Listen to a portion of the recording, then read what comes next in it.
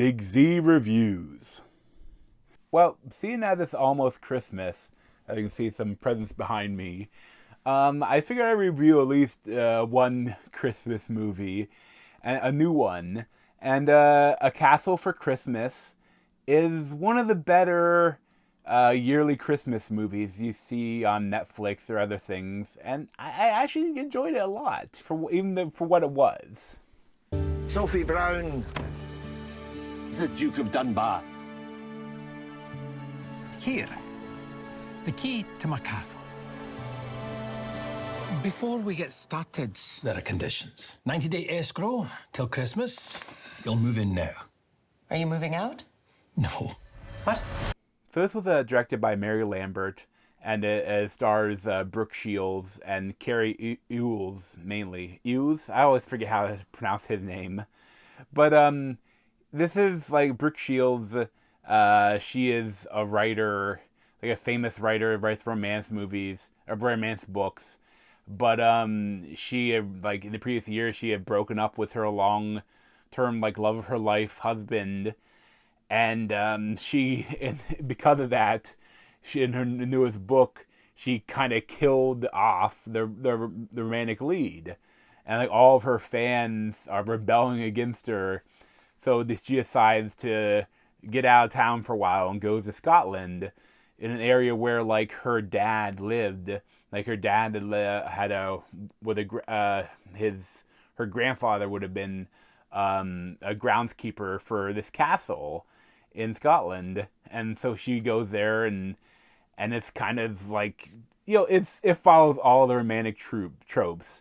There's a meet cute behind between Brooke Shields and Carrie Ewells, sorry, and then they find out that he's actually the Duke, and but they're out of money, and the castle is for sale.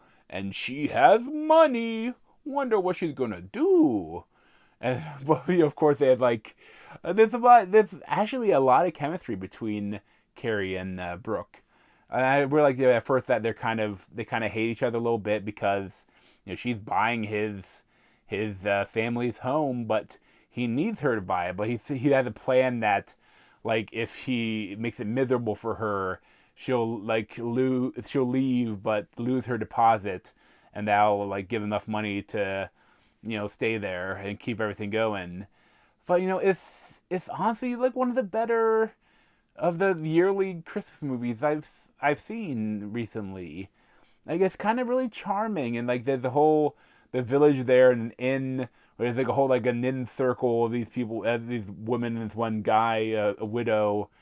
And it's just like it's kind of all really nice and charming, and it's beautiful scenery. Like the castle is beautiful, and I like that they're both it's a better rank of actor than a lot of the Hallmark Christmas films. Brooke Shields and Carrie Ewells. I'm so sorry to Carrie. He's great. I love him. But I'm having a shit time pronouncing his name. But they're really good in these roles.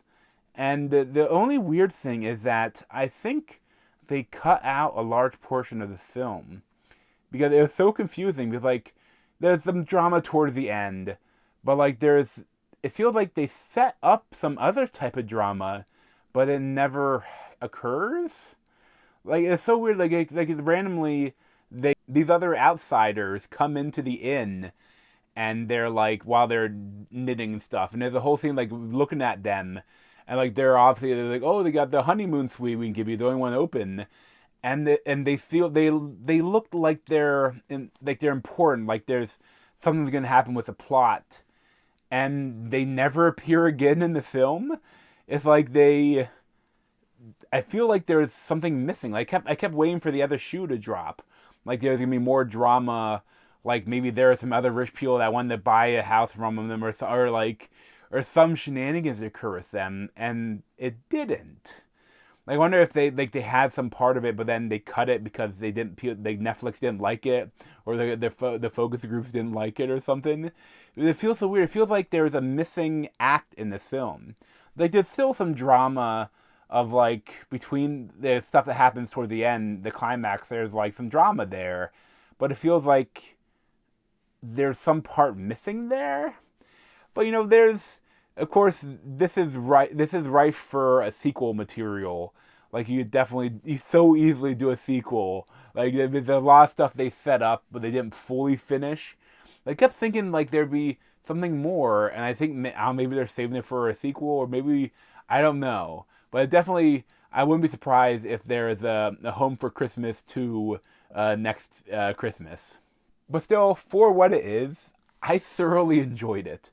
I give it like a 7.75 or 8 out of 10. It's just great for what it is, even if it's not. It's still run of the mill Christmas film. It's not one I would come back to every year, but if you want to watch something new, I enjoyed it a lot. But thanks for watching. Merry Christmas, and if you want to, you can subscribe to me down below if you want to follow any more of my reviews. Thanks.